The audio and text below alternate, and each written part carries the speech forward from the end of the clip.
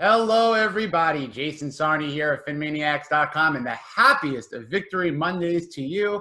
This is the Monday morning quarterback. And oh, do we have a fun show for you? We have a bonus holiday edition because we have some coaches film on a Monday. Let's bring in the quarterback. How you doing, Jay?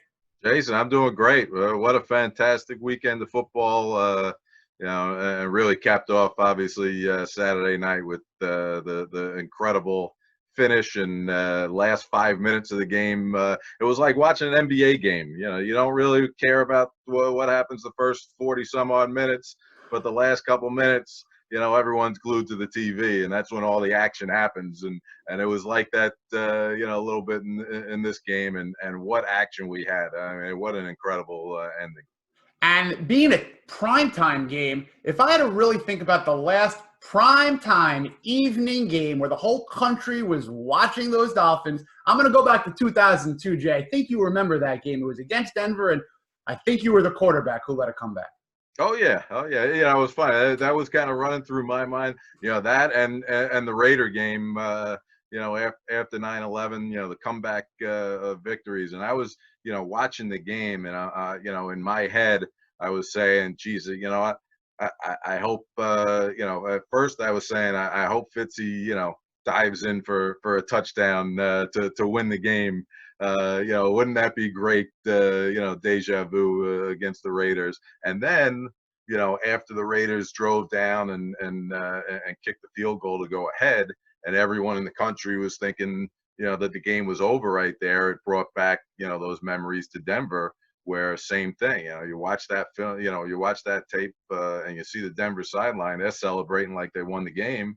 And, for me, my mindset was, heck, screw that. We're going to win this game. I don't care what the situation is. We still got time on the clock. Let's go out and win it. I don't care. My thumb's broken. Chambers is hurting out of the game, and we need to go out and make a play. Let's do it. And I was watching the game this Saturday night, and I was actually texting with a buddy of mine who was another former Ivy League quarterback that I played against. And we're always, we always love when Fitzy gets in, the Harvard Ivy League QB. I've been a big fan of his since he's gotten into the league, and, carrying that same Ivy League torch, through the NFL, and watching the game. And I was texting back and forth, and I say, you know what, if I was playing right now, even after the Raiders came down and scored that field goal, if I was playing right now, I'd be winning this game. I don't care. And I know that Fitzy has that same mindset. And he was telling guys on the sidelines, hey, we still got a shot here. We're going to go out and do it. And, when you have that mentality and you're able to prove that, that just resonates across the sideline into the huddle, and gets guys fired up. And Mac Hollins, kind of, I'm sure he felt that from Fitz and knew that, he was coming to him on that last play. And we're going to show you, a little lead in of, some plays earlier in the game that set that play up, that allowed, Fitzy to make that throw, and allowed Hollins, to be open down the sideline, which, bad defense by the Raiders, but you know what? Bad defense, you got to take advantage of it. And that's exactly what the Dolphins did. And it would be valuable enough for what exactly you just said to analyze the quarterback who's on the field, then makes the adjustment. But the beauty part about this show is you're going to show us some plays that when Tua was the quarterback, but Ryan Fitzpatrick was in class. He was on the sidelines. He was watching. He was learning. And you're going to bring up a nuance or just something that happened with Tua that sends us all the way through the end of the game, which Fitz put in the back of his mind. A lot more of that cerebralness from Ryan that you're going to bring out on this episode. Yeah, absolutely. And what I'm going to start with is, what I got queued up on the screen here. And this is a play early in the game. It was the second quarter, 11:34 on the clock. The Dolphins with 3rd and 5, backed up, inside their own 20-yard line. And the Raiders got into a cover 2. And what happens is, a lot of times when you're on the sidelines, you see a lot more of the field, and the coaches up in the boxes as well. They see a lot more of the field than, what the quarterback can see from the pocket.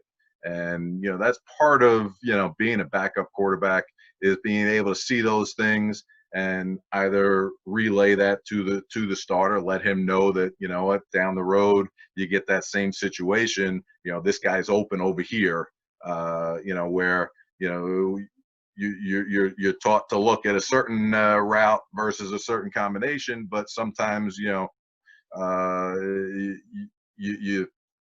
don't expect that a certain receiver is going to be open, but the way they're playing today, this is going to be there. So, this is one of those plays right here that kind of just helps set up that last play, and I'll show you why.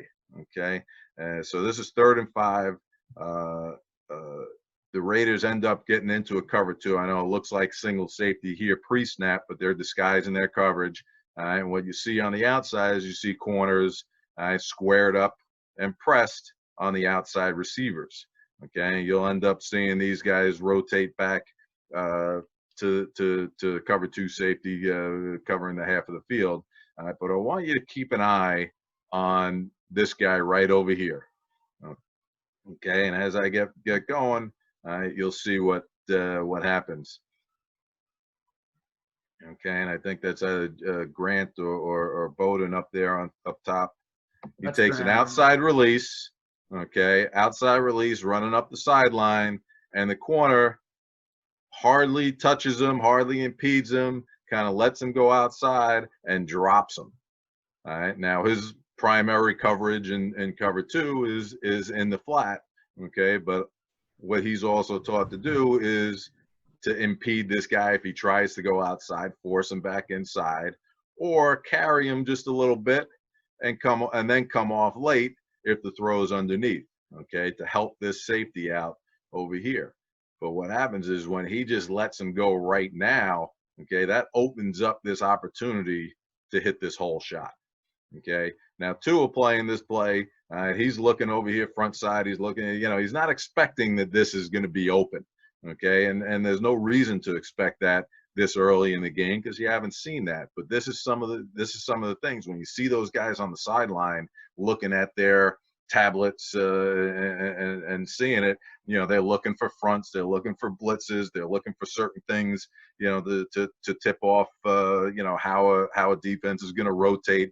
What kind of pre-snap look are we seeing that, they're trying to disguise here and there, but you're also looking at that post-snap picture that shows some of this right here, okay? And some of that you see on the sideline, live as it's happening. Sometimes you see it on the tablet, on the pictures that you get there. But these are things that you bank for later on in the game. And I know that Fitzy, has seen this, and every time they got into cover 2 and you had a vertical release on the outside, and it even happened down here, even though this guy carried him a little bit, okay, you keep watching, and the whole shot's still there. All right, this safety's way inside, safety's carrying a little bit, but you could kind of get that ball up over the top with the safety this far inside. On this side here, with the safety out a little bit, it's more of a hit shot, kind of back shoulder. I'd stop him here, around the 30, with how quickly this corner dropped him.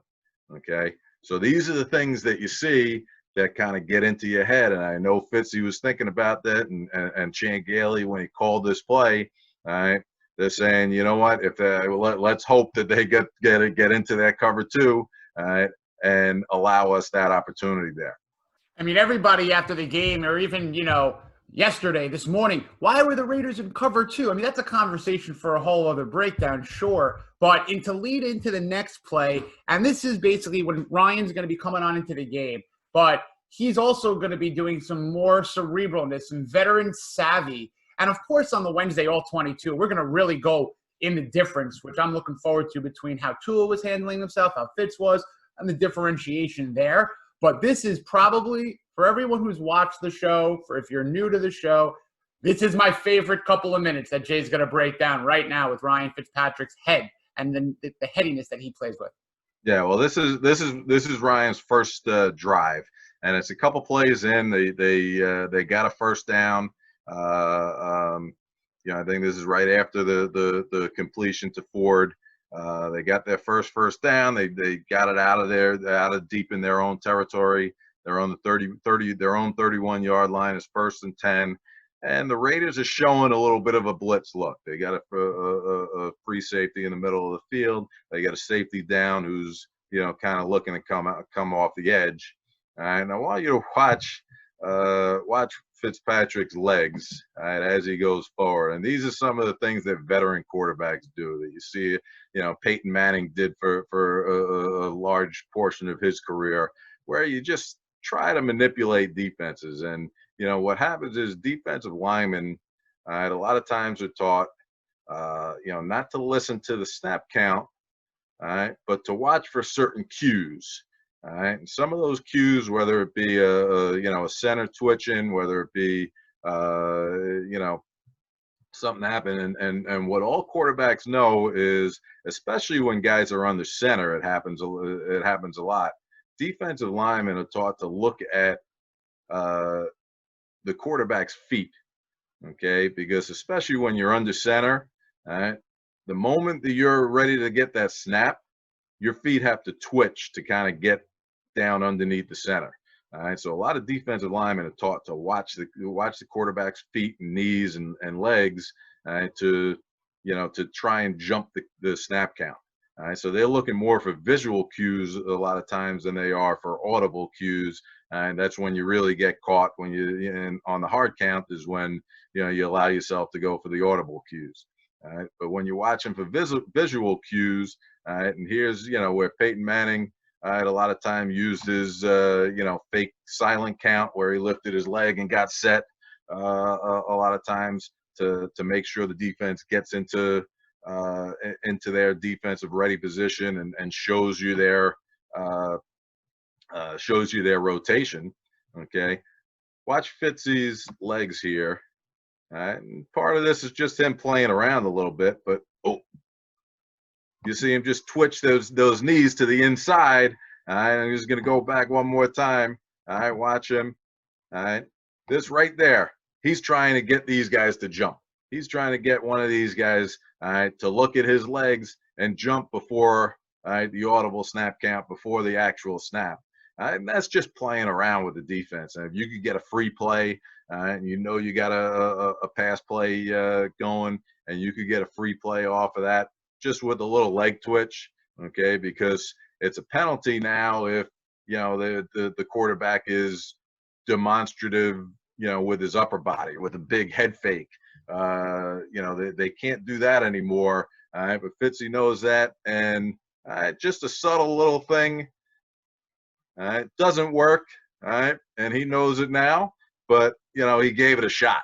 And it's just fun to see him, in that situation. You're in the fourth quarter. You haven't played for a few weeks, and you get in. You just have such command of the offense that you could start playing around with the defense, and that's what I love about Fitzy.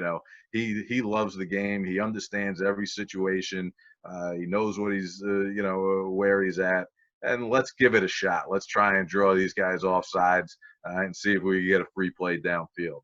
That was just something I caught on this all 22 film that it was just a nice gem to show you. It didn't work, but it was just a fun thing to see. It's just part and parcel of what a veteran like Ryan Fitzpatrick does on the sidelines, a couple of minutes later on the field. And now we're going to come basically full circle when bringing us to this last play, the Matt Collins catch.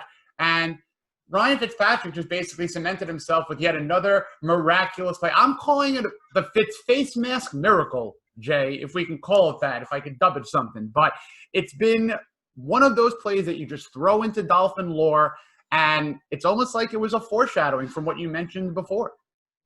Yeah, well, I'm actually going to take you to a few plays earlier, okay? And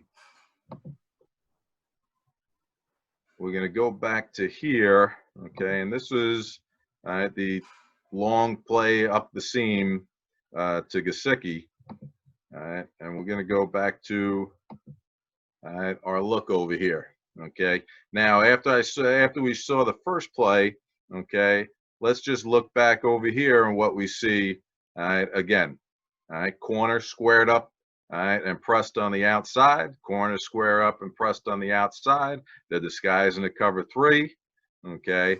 And then, all right, watch what they do at the snap. Okay, rolling back right there into a cover 2 look. Okay, so same look, same thing that we've seen, you know, that we saw early on in the game. Okay, if you have an outside release, okay, you may want to take a shot at this. Okay, but this is also a couple plays earlier. Fitzy actually missed this throw to Gesicki up the seam. Okay, but he knew he had it again. And watch what Ryan does with his eyes, and we're going to show it from the end zone camera. All right, I'm going to show you the play first, and you'll see Gesicki running down the middle of the field. Okay, and great anticipation by Fitzy, throwing the ball, knowing that he's going to be open, knowing that Gesicki's open, 6'7" against a middle linebacker who's turning and running his back to the quarterback. Okay, that's a throw you can make all day long. Okay, as long as the safeties are out wide. Okay, and watch what Fitzy does here. Okay, to help himself out. I want you to watch his eyes. All right, he knows he's got Gesicki against the linebacker down the middle of the field. He knows it's there. He's got to get that safety out of there. Okay, so he looks all the way left and then comes right back, knowing that he got that throw down the middle of the field. Okay, so now it's Fitzy just manipulating the safety, working his magic to get the ball down to Gesicki. Okay, and now we're going to fast forward to 19 seconds on the clock. Here we are. Okay, veteran quarterback in the game, knowing the situation. What's he see on the outside? He's got to be salivating right now. He's got to be saying, "Oh my God, I can't believe it that they actually got into this defense again. We may have a shot to win this." Okay, and what he's thinking right now is, okay, the only hope they have right now is to get a long completion out of the sideline. You got no timeouts. Okay, you're taking a big chance trying to complete it down the middle of the field. Okay, and to get into field goal range in the middle of the field, I mean, you got to get 30 yards downfield on a completion, okay, which takes 6-7 seconds, to get there, okay, and then get your whole offense running all the way down to try and snap the ball. With 19 seconds left, that is very borderline, I mean, to be able to do. Normally, you want about 25, 26 seconds, for a long completion like that, to be able to get your offense down the field. So your only hope right now, is to get a deep sideline throw, and maybe a penalty on to tack on another 15. That would work. But your only hope right now is get a deep sideline throw, okay, and get the ball out of bounds. And even with 19 seconds left, you get it deep out and out of bounds, you might have another shot to get another sideline throw, to get into field goal range, even if you're coming up a little bit short. Okay, so when you come up and step up and you see these guys pressed on the outside, and I was watching the game on TV, and I'm saying, God, these corners are going to have to just, they're pressing just to throw the timing off. But I imagine they got to be just, dropping back with them. But no, no, they didn't. But what you have to do is, you have to take advantage of those situations where, the defense doesn't do the right thing and gives you an opportunity to go out and win the game. Okay, so his only shot right now is deep down the sideline. Get a sideline throw, get a completion, get out of bounds. All right, but what does Fitz have to do? Okay, number one, we saw this earlier in the game. Okay, where this corner just lets a free release go on the outside and drops him a little bit.